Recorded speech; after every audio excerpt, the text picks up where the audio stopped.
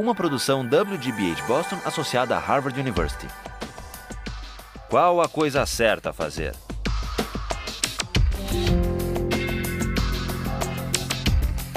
Justice, com Michael Sandel. Liberdade de escolha. When we finished last time, we were looking at John Stuart Mill's attempt to reply to the critics of Bentham's utilitarianism. In his book, Utilitarianism, Mill tries to show that critics to the contrary, it is possible within the utilitarian framework to distinguish between higher and lower pleasures. It is possible to make qualitative distinctions of worth, and we tested that idea with the Simpsons and the Shakespeare excerpts.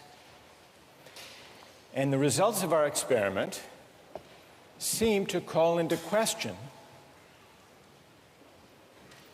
Mill's distinction, because a great many of you reported that you prefer the Simpsons, but that you still consider Shakespeare to be the higher or the worthier pleasure. That's the dilemma with which our experiment confronts Mill. What about Mill's attempt to account for the specially weighty character of individual rights and justice in Chapter 5 of Utilitarianism? He wants to say that individual rights are worthy of special respect. In fact, he goes so far as to say that justice is the most sacred part and the most incomparably binding part of morality. But the same challenge could be put to this part of Mill's defense.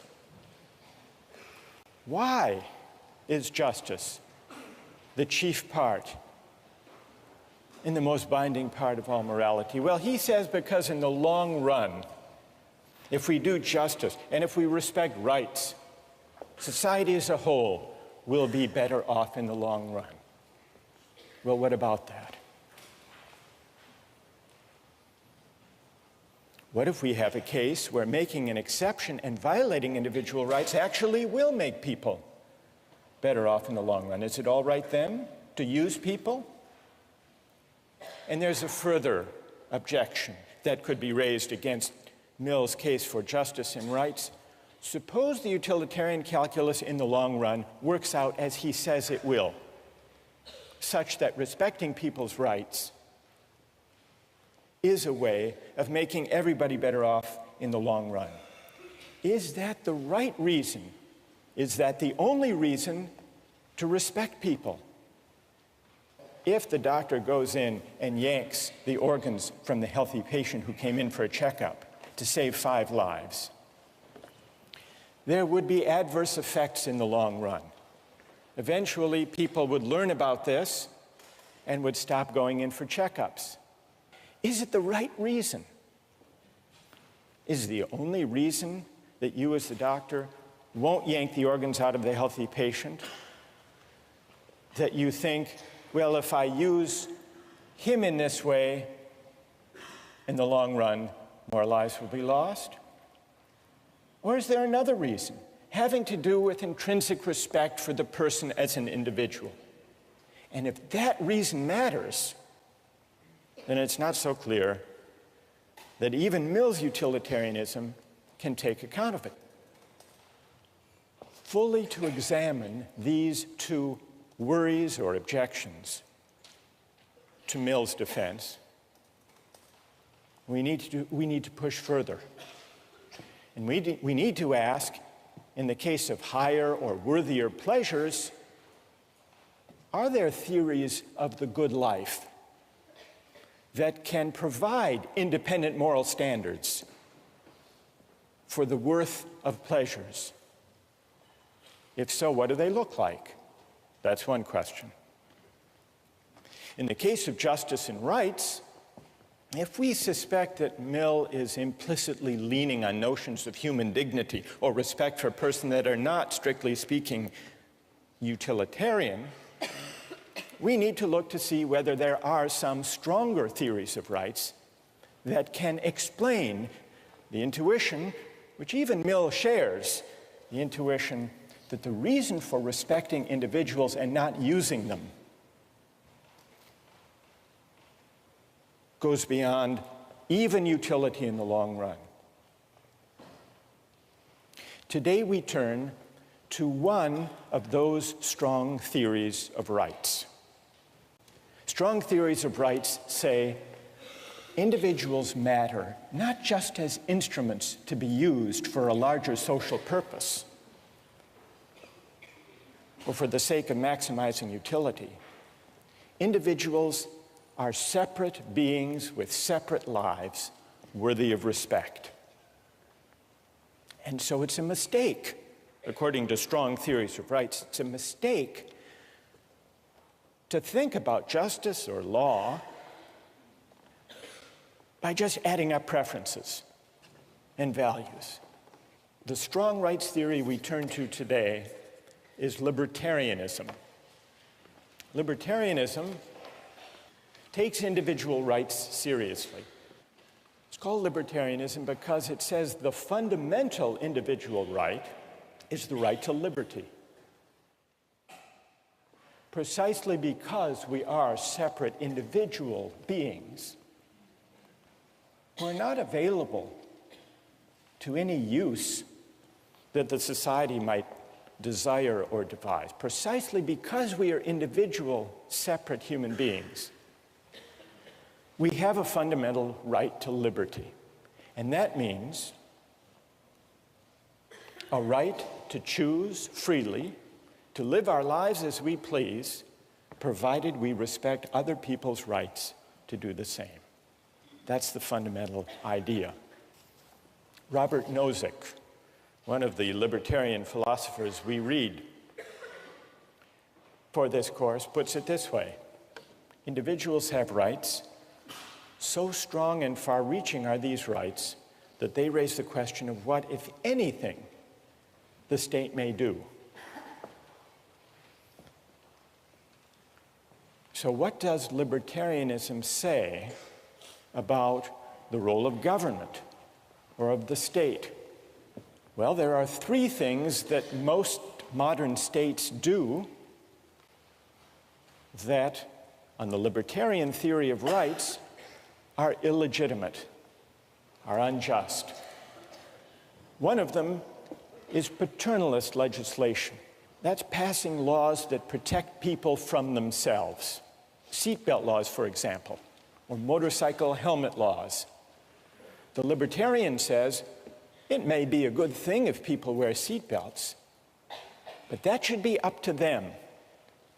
And the state, the government, has no business coercing them, us, to wear seatbelts by law. It's coercion. So no paternalist legislation, number one. Number two, no morals legislation. Many laws try to promote the virtue of citizens or try to give expression to the moral values of the society as a whole. Libertarians say that's also a violation of the right to liberty. Take the example of, well, a classic example of legislation offered in the name of promoting morality, traditionally, have been laws that prevent sexual intimacy between gays and lesbians. The libertarian says, nobody else is harmed, nobody else's rights are violated, so the state should get out of the business entirely of trying to promote virtue or to enact morals legislation. And the third kind of law or policy that is ruled out on the libertarian philosophy is any taxation or other policy that serves the purpose of redistributing income or wealth from the rich to the poor. Redistribution is a kind, if you think about it, says the libertarian, is a kind of coercion. What it amounts to is theft by the state or by the majority, if we're talking about a democracy, from people who happen to do very well and earn a lot of money.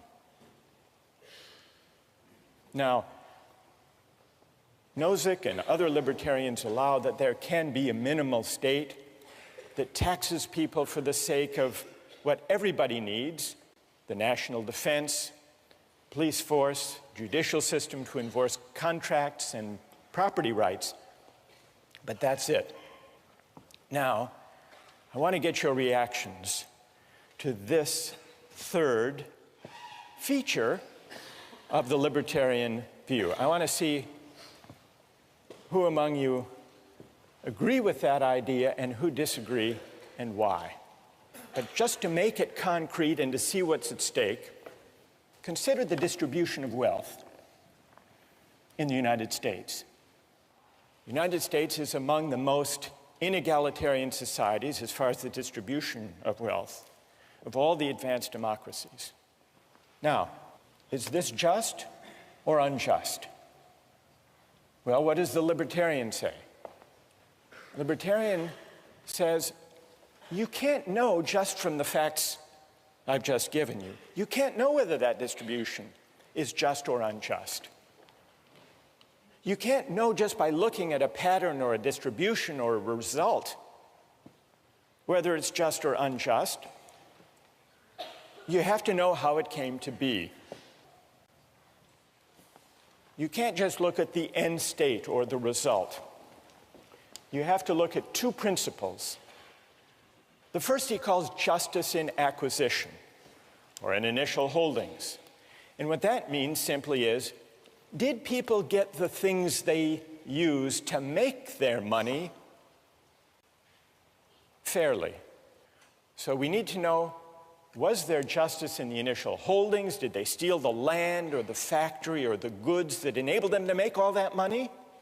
If not, if they were entitled to whatever it was that enabled them to gather the wealth, the first principle is met. The second principle is, did the distribution arise from the operation of free consent? People buying and trading on the market. As you can see, the libertarian idea of justice corresponds to a free market conception of justice. Provided people got what they used fairly, didn't steal it, and provided the distribution results from the free choice of individuals buying and selling things, the distribution is just. And if not, it's unjust. So let's, in order to fix ideas for this discussion, take an actual example. Who's the wealthiest person in the United States? Wealthiest person in the world? Bill Gates. It is. That's right. Here he is.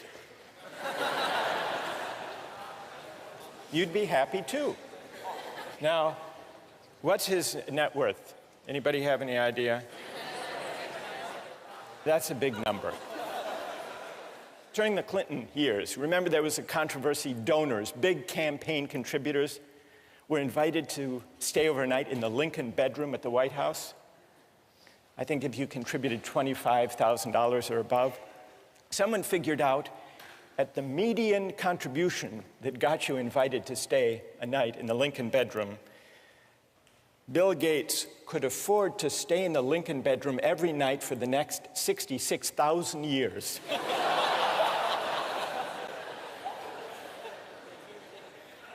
Somebody else figured out, how much does he get paid on an hourly basis? And so they figured out, since he began Microsoft, suppose he worked, 14 hours per day. Reasonable guess. And you calculate this net wealth. It turns out that his rate of pay is over $150, not per hour, not per minute, $150, more than $150 per second. Which means that if on his way to the office, Gates noticed a $100 bill on the street, it wouldn't be worth his time to stop and pick it up.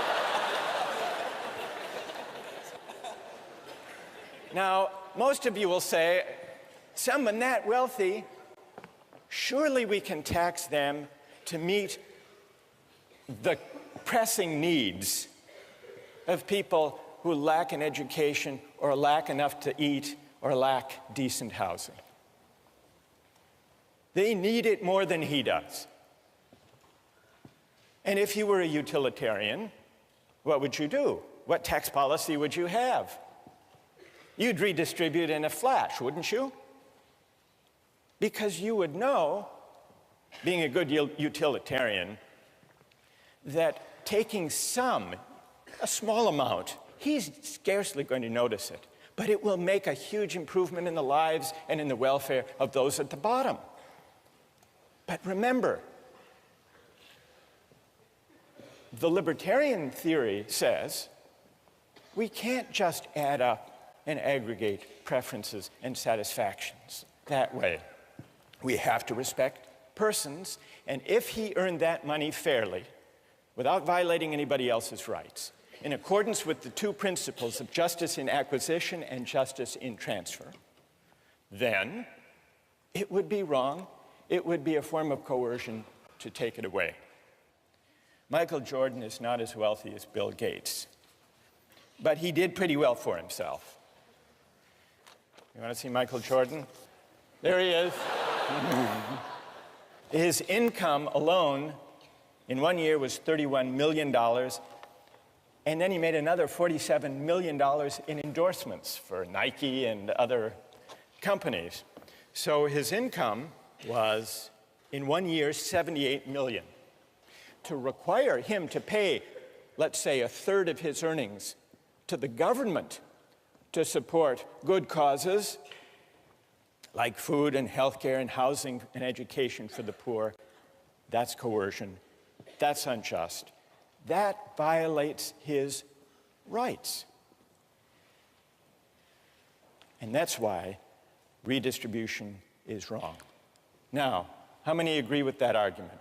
Agree with the libertarian argument that redistribution for the sake of trying to help the poor is wrong? And how many disagree with that argument? All right, let's begin with those who disagree. What's wrong with the libertarian case against redistribution? Yes. I think these people like Michael Jordan have received, we're talking about working within a society, and they received a larger gift from the society, and they have a larger obligation in return to give that through redistribution. You know, you can say that Michael Jordan may work just as hard as someone who works, you know, doing laundry 12 hours, 14 hours a day, but he's receiving more. I don't think it's fair to say that, you know, it's all on his, you know, inherent, you know, hard work. All right. Let's hear from defenders of libertarianism. Why would it be wrong in principle to tax the rich to help the poor? Go ahead. My name's Joe, and I collect skateboards. I've since bought 100 skateboards. I live in a society of 100 people. I'm the only one with skateboards. Suddenly, everyone decides they want a skateboard. They come into my house, they take 99 of my skateboards. I think that is unjust. Now, I think in certain circumstances, it becomes necessary to overlook that injustice, perhaps condone that injustice, as in the case of the cabin boy being killed for food. If people are on the verge of dying, perhaps it is necessary to overlook that injustice, but I think it's important to keep in mind that we're still committing injustice by taking people's belongings or assets. Are you saying that taxing Michael Jordan, say at a 33% tax rate, for good causes, to feed the hungry, is theft? I think it's unjust. Yes, I do believe it's theft, but perhaps it is necessary to condone that theft. But it's theft. Yes.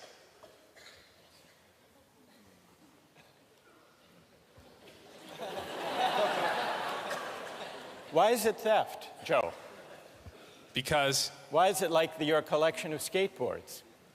it's theft because, at least in my opinion and by the libertarian opinion, he earned that money fairly, and it belongs to him. So to take it from him is by definition theft.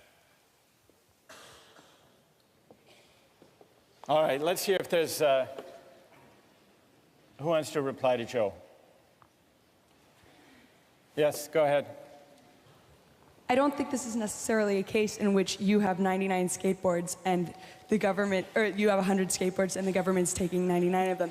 It's like you have more skateboards than there are days in a year. You have more skateboards than you're going to be able to use in your entire lifetime, and the government is taking part of those. And I think that if you're operating in a society in which the government doesn't redistribute wealth, that allows for people to amass so much wealth that people who haven't started from the equal footing in our hypothetical situation that doesn't exist in our real society get undercut for the rest of their lives.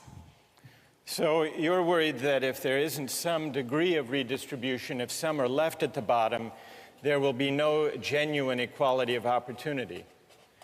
All right? The idea that taxation is theft. Nozick takes that point one step further. He agrees that it's theft. He's more demanding than Joe. Joe says it is theft. Maybe in an extreme case it's justified. Maybe a parent is justified in stealing a loaf of bread to feed his or her hungry family. So Joe is what would you call yourself, a compassionate quasi-libertarian? Nozick says, if you think about it, taxation amounts to the taking of earnings. In other words, it means taking the fruits of my labor. But if the state has the right to take my earnings or the fruits of my labor, isn't that morally the same as, according to the state, the right to claim a portion of my labor? So taxation actually is morally equivalent to forced labor, because forced labor involves the taking of my leisure, my time, my efforts, just as taxation takes the earnings that I make with my labor. And so for Nozick and for the libertarians, taxation for redistribution is theft, as Joe says, but not only theft, it's morally equivalent to laying claim to certain hours of a person's life and labor. So it's morally equivalent to forced labor. If the state has a right to claim the fruits of my labor, that implies that it really has an entitlement to my labor itself. And what is forced labor? Forced labor, Nozick points out, is what? Is slavery. Because if I don't have the right, the sole right, to my own labor, then that's really to say that the government or the political community is a part owner in me. And what does it mean for the state to be a part owner in me? If you think about it, it means that I'm a slave, that I don't own myself. So what this line of reasoning brings us to is the fundamental principle that underlies the libertarian case for rights. What is that principle? It's the idea that I own myself. It's the idea of self-possession. If you want to take rights seriously, if you don't want to just regard people as collections of preferences, the fundamental moral idea to which you will be led is the idea that we are the owners or the proprietors of our own person. And that's why utilitarianism goes wrong. And that's why it's wrong to yank the organs from that healthy patient. You're acting as if that patient belongs to you or to the community, but we belong to ourselves. And that's the same reason that it's wrong to make laws to protect us from ourselves, or to tell us how to live, to tell us what virtues we should be governed by.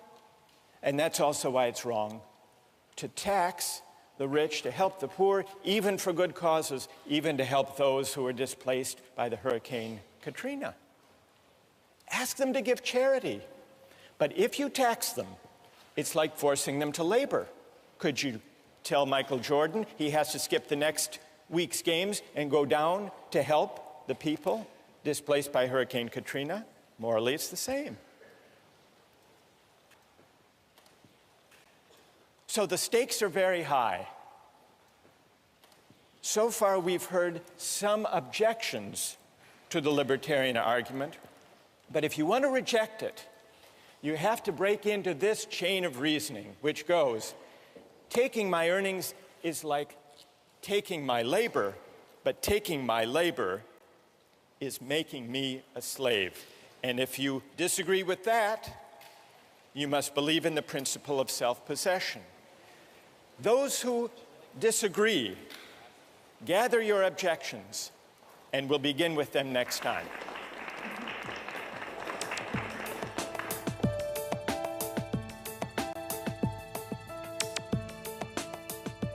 Anyone like to take up that point?